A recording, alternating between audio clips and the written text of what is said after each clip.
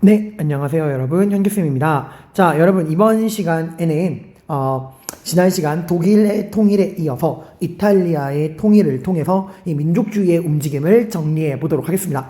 자, 선생님은 지난 시간에 29세기 독일이 어떻게 통일되는가, 통일 전 상황, 7월혁명, 관세동맹, 2월혁명, 프랑크푸르트 국민의회, 빌헬름 1세 비스마르크, 철혈정책, 프로이센 오스트리아 전쟁, 프로이센 프랑스 전쟁, 이렇게 시간 순으로 살펴봤는데요. 통일 전의 상황 같은 경우는 이 신성 로마 제국이라는 나라가 워낙에 특이한 나라이기 때문에 여러분들이 30년 전쟁부터 이 베스트팔렌 조약, 오스트리아 프로이센의 등장, 이런 내용들, 그리고 프랑스의 지원, 이런 내용들과 엮어서 여러분이 이해를 하셔야 이 독일의 통일 과정이 좀 입체적으로 다가오고요.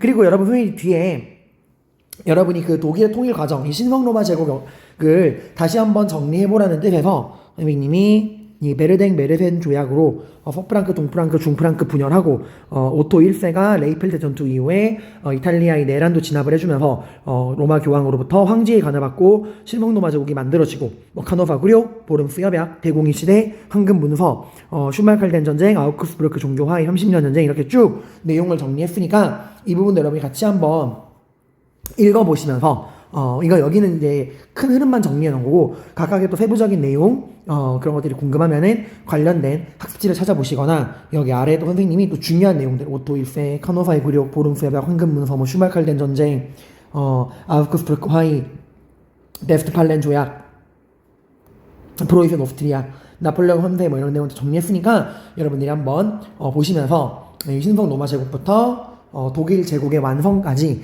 관련된 내용을 잘 정리하시기를 바랍니다. 이 신성 로마 제국 수립부터 독일 통일까지 하면 이제 서양 중세, 근세, 근대 역사가 쫙 정리가 되는 거니까 여러분들이 차분하게 정리를 해보시기를 바랍니다. 자, 그럼 이제 이탈리아의 통일입니다. 이탈리아 통일 역시도 선생님이 설명해주는 내용과 여기 지도를 같이 보시면서 여러분이 내용을 정리를 하셔야 되는데, 이탈리아 역시도 통일 전 상황부터, 독일 통일과 마찬가지로 이탈리아 통일도 통일 전 상황부터 내용을 한번 정리해 보도록 할게요. 이탈리아 지역 같은 경우도 여러분들 굉장히 오랜 시간 동안 분열기를 거쳤습니다. 특히 이탈리아가 통일이 힘들었던 건 여러 개의 도시국가, 왕국으로 분열된 것도 있지만 이 존재가 크죠. 교황이 아예 교황령이라는 자신만의 독자적인 영토를 가지고 이탈리아 반도 한복판에 이렇게 떡하니 독립적인 세력을 가지고 있었잖아요. 오늘날 여러분은 교황령 하면은 그 세계에서 가장 작은 국가 바티칸 시티를 떠올리지만, 이 바티칸 시티는 굉장히 줄어드는 거고, 원래 교황령은 이탈리아 중부 지역에 어마어마한 힘을 가지고 있는 독립국가였습니다. 자, 교황령이 등장하게 된 계기는 여러분 기억하시나요? 네, 바로 프랑크 왕국의 역사랑 연결됩니다. 자, 우리 프랑크 왕국 하면은 클카, 피카, 메로베우스 왕조, 카를로스 왕조 구분을 하는데, 이제 클로비스가 아타나시우스파로 개종을 하고 메르베우스 왕조를 개창한 이후에 그 이후에 이제 무능한 왕들이 연달아 등장을 하면서 왕들은 힘이 약해지고 누가 실권을 잡죠? 네, 궁제가 실권을 잡습니다. 그 궁제가 누구예요? 카를로스 마르텔입니다. 그러니까 프랑크 왕국의 클로비스가 개창한 이 메로베우스 왕조는 시간이 지나면서 왕들의 힘이 약해지고 오늘날의 국무총리에 해당하는 궁제가 권력을 잡고, 그 대표적인 궁제가 바로 카를로스 마르텔이고, 이 카를로스 마르텔은 메로베우스 왕조의 궁제로서 무슨 전투에서, 트루푸아티에 전투에서 이베리아 반도를 점령하고 프랑크 왕국으로 넘어오는 우마이야 왕조의 군대를 박살냅니다. 메로베우스 왕조의 궁제 카를로스 마르텔이 우마이야 왕조의 군대를 트루푸아티의 전투에서 물리치죠. 그리고 그 카를로스 마르텔은 궁제로 삶을 마감했지만, 그 카를로스 마르텔의 뒤를 이어서 궁제의 자리를 세습한 피피는 궁제로 만족할 마음이 없었죠. 자신만의 왕조를 만들고 싶어. 그러니까 메로베우스 왕조가 아니라 자신만의 카를로스 왕조를 개창하고 싶은데 명분이 부족했죠. 그 명분을 교황에게 얻었죠. 교황은 피핀이 메로베우스 왕조를 무너뜨리고 새로운 카를로스 왕조를 만드는 걸 지지해줍니다. 그래서 피핀이 카를로스 왕조를 개창을 하게 되고요. 그 피핀은 그에 대한 보답으로, 자신이 카를로스 왕조를 개창하는 거를 교황이 지지해준 거에 대한 보답으로 당시 이탈리아 중부를 지배하고 있던 롬바르드 왕국을 공격해서 그 롬바르드 왕국이 가지고 있던 이탈리아 중부의 라벤나 지역을 교황에게 기증해주고, 이 피핀이 교황에게 기증한 이탈리아 중부 라벤나 지역이 오늘날의 교황령의 시초가 됩니다. 배웠던 내용이라 말로만 한 거예요. 자, 그 이후로 계속해서 통일이 안 되다가 여러분들, 사실 이탈리아의 전성기는 십자군 전쟁 이후에요. 이 십자군 전쟁으로 이 지중해를 중심으로 한 동방과의 원거리 무역을 이 이탈리아의 베네치아, 피렌체 이런 나라들이 주도를 하게 됩니다. 거기서 이제 많은 돈을 벌어들이죠. 이 지중해를 중심으로 한 동방과의 원거리 무역을 이탈리아의 도시들이 주도하면서 많은 돈을 벌어들이고, 그 돈을 문화에 투자해서 나왔던 게 14, 15세기 이탈리아 르네상스예요. 다만 정치적으로 너무 분열돼 있으니까 이런 이탈리아의 정치적인 분열을 우리가 극복해야 한다라고 나왔던 게 여러분들, 마키아벨리. 이탈리아 르네상스를 상징하는 사람이죠. 이 마키아벨리가 군주론을 통해서 이탈리아의 통일을 해야 한다. 그를 위해서는 강력한 군주가 필요하고, 그 군주는 뭐랑 뭐를 분리할 수 있어야 한다. 정치와 도덕, 종교, 윤리를 분리하는 군주가 되어야 한다라는 글을 썼죠. 이게 나중에 동유럽 절대왕정에서 프로이세네리크는 프리드리 2세가 이 마키아벨리에 반대하는 반마키아벨리론을 쓰면서 군주는 국가 제일의 공복이다. 그런 내용들도 했죠. 반마키아벨리론, 군주는 국가 제일의 공복, 계몽전제 군주. 자, 아무튼 마키아벨리 군주론에서도 나오듯이 이탈리아는 계속해서 분열되어 있는 상황이었다는 거야. 그리고 이탈리아가 이렇게 오랜 시간 분열했던 이유는 바로 누구 때문이에요? 신성하지도 않고 로마도 아닌 나라. 자신들은 독일 지역에 만든 나라이면서 나라 이름은 로마를 갖다 붙인 신성 로마 제국. 신성 로마 제국은 건국된 이후로부터 끊임없이 이탈리아의 문제에 간섭을 합니다. 그 대표적인 사례가 카노바의 굴욕, 얘들아. 그 카노바의 굴욕 역시도 교황과 죄송합니다. 목이 좀 막혀서. 카노바의 굴욕 역시도 교황 그레고리우스 7세랑 신성 로마 제국 황제 하인리 4세 간의 갈등이었잖아요. 그리고 보름스에박 같은 경우도 교황 갈릭투스 2세와 신성 로마 제국 황제 하인리 5세. 이런 것도 우리가 알 수 있듯이 신성 로마 제국은 계속해서 이 로마 문제에 관심이 되게 많았어요. 그래서 이제 신성 로마 제국이 이 로마 교황이랑 계속 관계를 맺다 보니까 나중에 그 슈말칼덴 전쟁, 30년 전쟁, 계속 종교 전쟁에서 교황에게 끌려다니는, 애초에 그 독일 지방에서 루터가 종교 개혁을 했던 이유도 신성 로마 제국이 교황청의 젖소라고 하는 그런 말을 들을 정도로 이 교황에게 얽혀 있으니까 이 루터가 95개조 반박문을 통해서 종교개혁을 나섰던 거잖아요. 아무튼 이 신성 로마 제국의 간섭이 너무 심해서 이탈리아는 계속해서 분열기에 들어선 것도 있고, 그 신성 로마 제국이 30년 전쟁 베스트팔렌 조약 이후에 유명무실화 됐을 때, 제후들이 정치적 독립권을 갖고 막 분열될 때, 그때 이후로는 이제 누가 간섭해요? 그 베스트팔렌 조약 이후로는 신성 로마 제국의 전통을 이은 오스트리아. 오스트리아가 또 엄청 간섭을 합니다. 자, 이러한 상황에서 여러분들 나중에 만들어진 게 바로 까르보나리당이에요. 까르보나리당. 까르보나리당 같은 경우는 여러분들 그 빈회의에 저항해서 만들어졌다. 빈체제에 대한 저항으로 만들었다. 그건 아닙니다. 이 까르보나리당 같은 경우는 빈회의,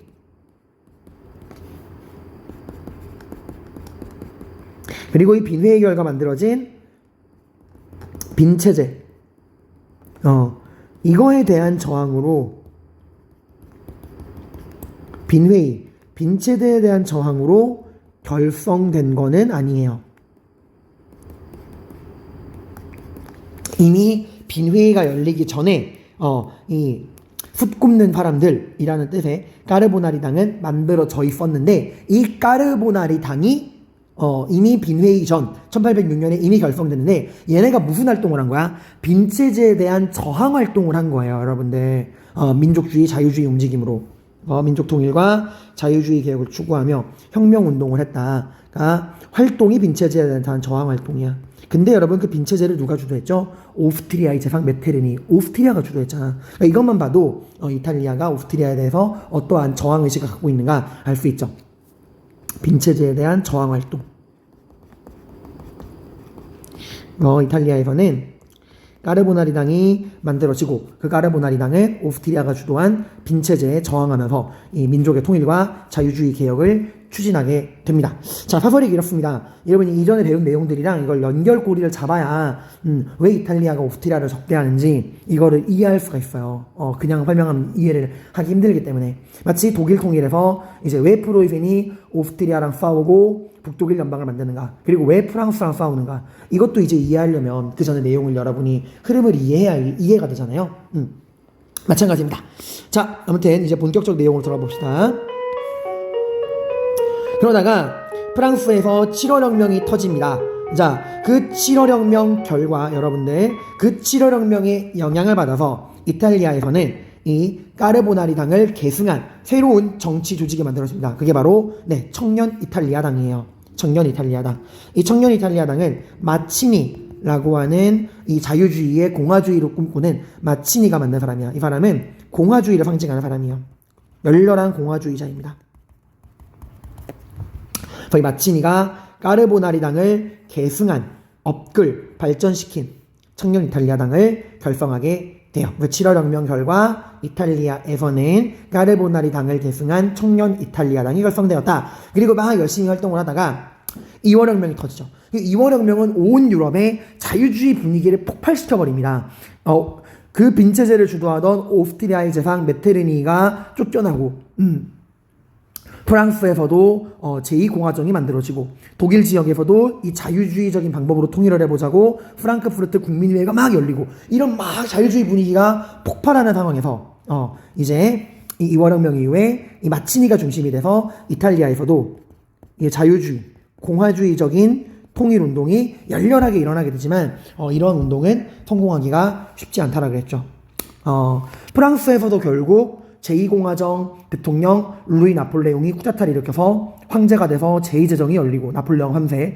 독일 역시도 이 자유주의자들이 중심이 돼서 정치적인 통일 방안을 논의했던 프랑크푸르트 국민회의는 실패하게 되고, 그리고 이탈리아 역시도 이 마치니가 이 공화주의적인 통일 운동을 주도했지만 결국 실패하게 됩니다. 실패할 수밖에 없는 게 교황령이 있어서 그래요.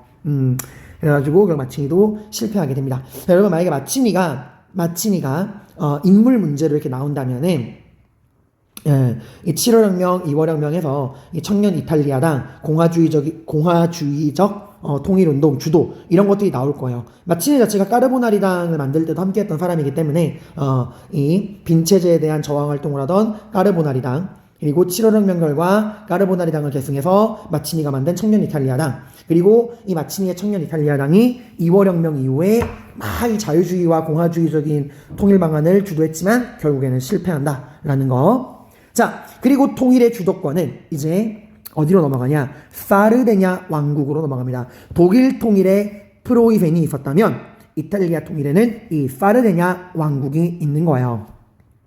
이탈리아판 프로이센이라고 보시면 됩니다. 그리고 이 사르데냐 왕국에는 역시나 명제상, 카보우르라고 하는 명제상이 있어요. 그러니까 독일의 프로이센에 비스마르크가 있다면 이탈리아에는 사르데냐 왕국에 카보우르가 있다. 그래서 이 카보우르는 그 독일 통일을 주도한 프로이센의 명제상 비스마르크랑 같이 인물 문제로 잘 나오니까 여러분이 알아두시길 바랍니다. 프로이센의 비스마르크, 그리고 이 사르디냐 왕국의 카보우르 구분해 주시고요. 이 사람 역시나 비스마르크처럼 왕이 아니라 제상입니다. 그리고 비스마르크처럼 외교적으로 굉장히 능력이 뛰어났던 사람이에요, 여러분들. 비스마르크도 군인이 아니라 그랬죠. 외교관이라 그랬죠, 여러분들. 자, 그리고 이 사르디냐 왕국의 제상 카보우르는 생각을 합니다. 우리 사르디냐 왕국이 통일을 하기 위해서는 우리 혼자만의 힘으로는 불가능하다 생각을 했어요. 이탈리아가 워낙 분열도 많이 돼 있고 사르디냐 왕국도 이 분열되어 있는 수많은 이탈리아 왕국 중에 하나일 뿐이고, 결정적으로 누가 너무 방해하죠? 오스트리아가 너무 방해를 하는 거예요. 그래서 실제로 사르디냐 왕국이 자신들이 통일을 주도해 보려고 오스트리아랑 맞짱을 뜬 적이 있어요. 근데 개박살이 납니다. 도저히 이길 수가 없는 거야. 그래서 우리 혼자만의 힘으로는 오스트리아를 꺾고 통일하는 게 힘들다. 그럼 어떻게 한다? 도움이 필요하다. 누가 우리를 도와줄까? 바로 프랑스. 왜 프랑스일까요? 그동안 프랑스는 늘 이 오스트리아, 합스부르크 왕가를 견제하기 위해서 노력을 해왔잖아, 얘들아.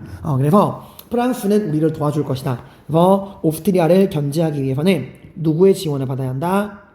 프랑스의 지원을 받아야 한다. 프랑스랑 친선 관계를 맺어야겠다. 그걸 위해서는 프랑스에게 뭔가 주는 게 있어야겠죠. 그래서 프랑스의 지원을 얻기 위해 사르디냐 왕국이 크림 전쟁에 참전하게 되는 겁니다. 여러분 크림 전쟁 같은 경우는 내용을 기억을 하셔야 합니다. 크림 전쟁 같은 경우는 죄송합니다. 잠깐 끊겼습니다. 조금 기계 상태가 좀 불량하네요. 자, 크림 전쟁 같은 경우는 여기 옆에 회인이 정리해놨어요. 크림 전쟁 1853년부터 56년. 자, 누가 러시아가 어느 지역으로 흑해로 진출하기 위해 왜 러시아가 이 남쪽 흑해로 진출을 원하죠? 부동항을 얻기 위해서. 그래서 이 흑해 방면으로 진출을 하기 위해서 크림반도 쪽으로 러시아가 남하 정책을 펼칩니다. 그 과정에서 누구랑 싸우죠? 오스만 제국이랑 싸우게 되면서 러시아와 오스만 제국 간의 전쟁이 시작되는데 이러한 러시아가 흑해로 내려와서 크림반도를 차지하는 이런 남하 정책을 견제하던 러시아의 남하를 견제하던 게 바로 영국이랑 프랑스예요. 영국이랑 프랑스가 오스만 제국을 지원하면서 이 전쟁에 참전을 하게 되고 러시아는 여기서 패배하게 됩니다.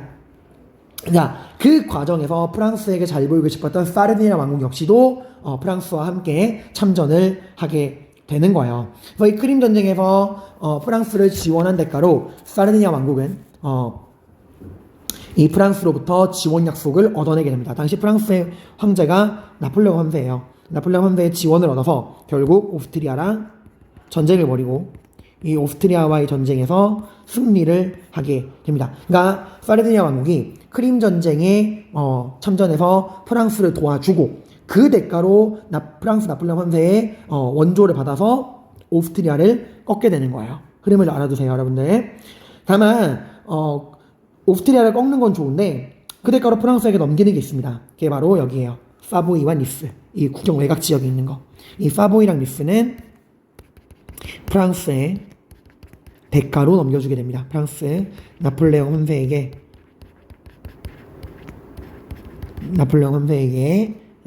할양하게 돼요. 그리고 그 대가로 이제 오스트리아를 몰아내고 이탈리아 중북부 지역을 통합하게 됩니다. 자, 중북부 지역을 통합했으니까 어디만 남았죠? 네, 남쪽만 남았네요. 남쪽만. 그 남쪽을 차지하는 사람이 바로 누구냐? 바로 오늘날 이탈리아 사람들이 가장 존경하는 위인 중에 한 명, 가리발디예요. 가리발디. 이 가리발디 같은 경우는 여러분들 이 인물은 되게 이트적인 인물입니다. 가리발디 자체는 여러분 그 청년 이탈리아당에서 활동하던 사람이야. 청년 이탈리아당이 여러분 언제 만들어졌죠? 네, 1831년에 만들어집니다. 이 청년 이탈리아당이 뭐를 계승한 거죠? 네, 까르보나리당을 계승한 거예요. 까르보나리당. 1806년에 만들어졌던 이 까르보나리당을 계승했던 게 바로 청년 이탈리아당이야. 무슨 혁명으로? 네, 7월 혁명.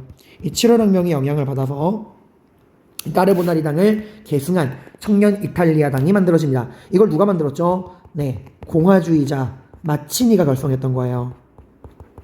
그러한 청년 이탈리아당에서 활동했다는 이야기는 가리발디 역시도 개인적인 소신은 공화주의자였다는 거예요. 이 사람은 왕을 부정하는 공화주의의 소신을 갖고 있던 사람이야. 그런 공화주의의 이념을 갖고 있었으니까 가리발디가 이 공화주의자인 마치니가 만든 까르보나리당을 계승한 청년 이탈리아당 활동을 했다는 거예요. 하지만 청년 이탈리아당은 이탈리아 통일을 하는데 실패했죠. 마치니는 실패했잖아. 거기서 이제 가리발디도 큰 충격을 받아요. 그리고 현실을 받아들인 거야.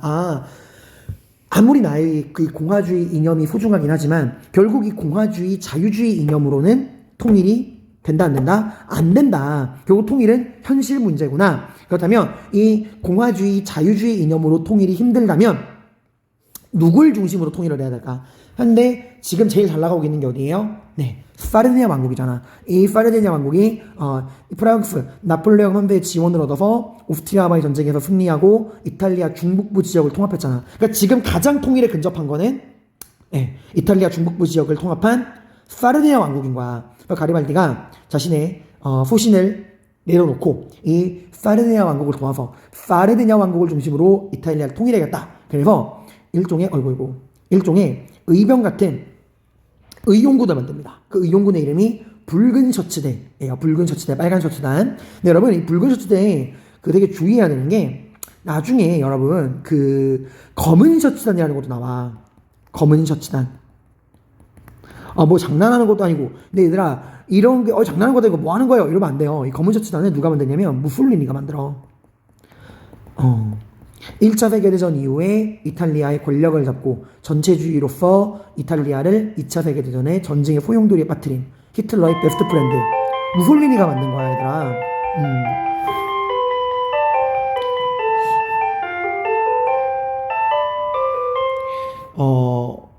그래서 여러분들이 이 무솔리니가 만든 검은 셔츠단과 가리발디가 만든 붉은 셔츠단은 확실히 구분을 하셔야 합니다. 아무튼 가리발디는 붉은 셔츠대를 조직을 해서 이 남아있는 아직 사르디냐 왕국이 통합하지 못한 이 남부 지역의 원정을 떠나서 시칠리아랑 나폴리를 점령하고 남부를 모두 차지해요.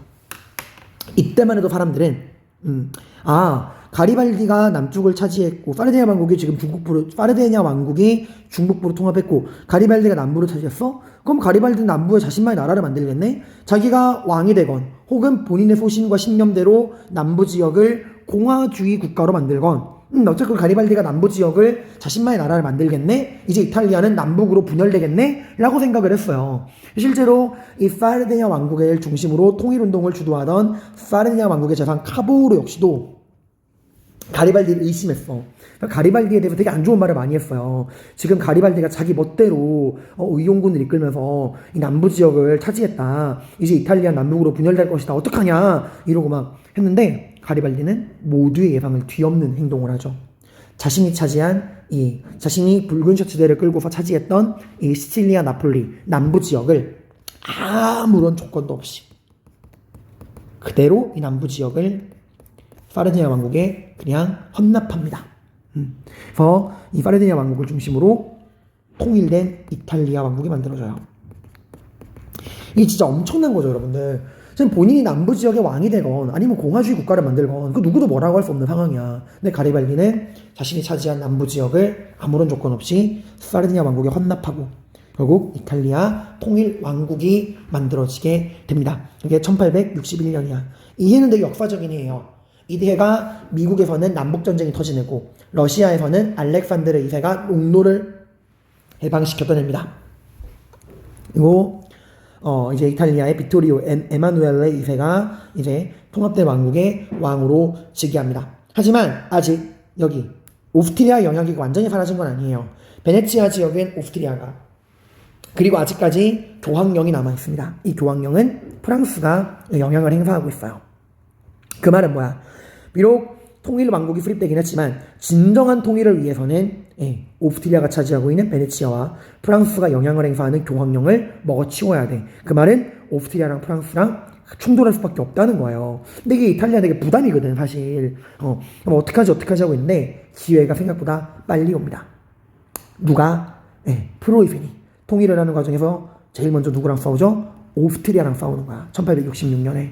이 틈을 타서 지금이다! 이래서 이탈리아는 누굴 도와줍니까? 프로이센을 지원을 해줍니다. 그리고 그 대가로 프로이센을 지원해준 대가로 전쟁이 끝나고 이 전쟁이 프로이센 승리로 끝나잖아. 그래서 이탈리아는 프로이센을 지원해준 대가로 전쟁 이후에 어디를 프로이센을 도와준 대가로 오스트리아가 차지하고 있던 베네치아를 넘겨받게 돼요.